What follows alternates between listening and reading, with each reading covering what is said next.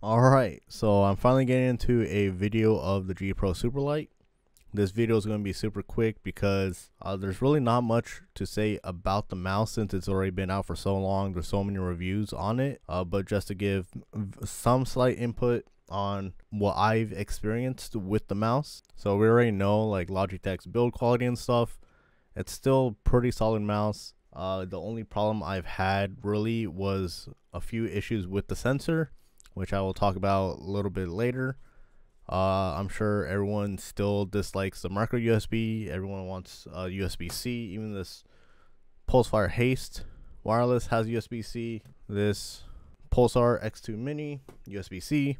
Everything switching to USB-C. Then Logitech micro USB. But anyways, the shape is still good. I still think it's a very safe shape. They haven't really done anything with it. I don't think they ever will. They're just going to keep on probably releasing updated versions of this maybe down the line in like 2-3 years, like they did with the G502. They finally revamped that mouse after for so long. But anyways, just talking a bit more into the mouse.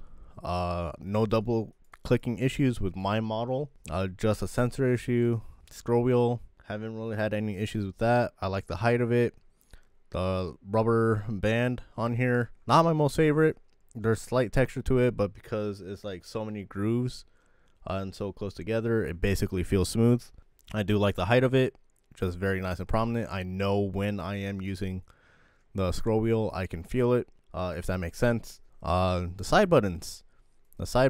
I don't like how recessed they are in there. Like they are almost kind of like smooth with the mouse. I'm not a fan of that. Even though I'm not a big side button user, I do like when the side buttons protrude out quite a bit, or a decent amount anyways. So again, nothing too bad. It's all preference for the most part. Main issue that I am going to be talking about is the sensor.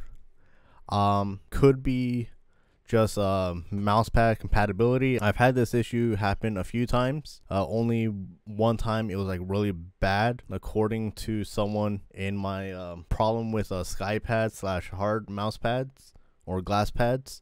Someone said that it could have been an issue with the sensor, and so I'll show that clip now. The waitress at Whoa. That was like the only time the sensor actually like spun out or had any like super big problem. Otherwise, for the most part, it's only happened a few times, like 3-4 times, where the mouse would like jerk, if that makes sense. So like, I'm not going to show it on screen, but I'll just demonstrate it here. But like, let's say you're just moving around, just small motions, and then on screen it would look like it just jerked over to the side and then back, even though you're still doing small motions like this. But that's like, it's only happened a few times, nothing super big. Again, it could be a compatibility issue with mouse pads. It's only happened for me on the Lethal Gaming Gear Venus Pro, as well as I believe the Vancer Ice mouse pad.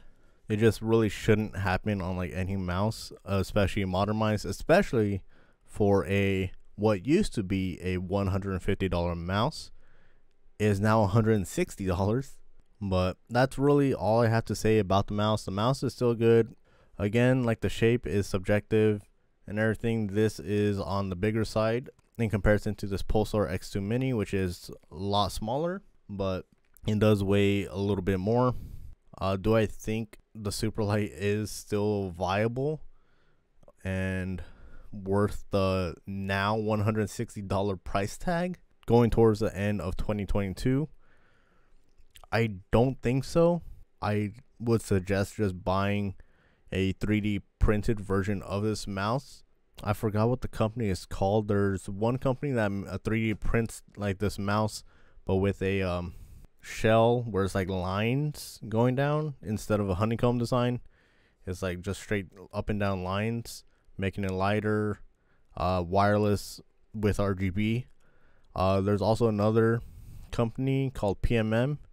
I forgot the actual like full name, but they also have their version. They even have a smaller version, like 10% smaller of the Superlight. Like I said, it'd just be better to go for one of those. Even if they are slightly more expensive, I think it's a better trade-off. But for just straight up retail from Logitech, $160 for this, I don't think it's really worth it anymore. I suggest just catching it on sale. It's been on sale for $110 at most of the time. Recently there was a sale where you were able to get it at $110 on their website, and then you could use, I believe, Dr. Lupo's code, and it brought it down to $100, and that was for all the colors, red included. And then more so recently, GameStop had the Superlight in pink. They came out of the woodworks. They have that specific one for $80. So I just don't think it's worth the $160 price tag for a Superlight so late into the game.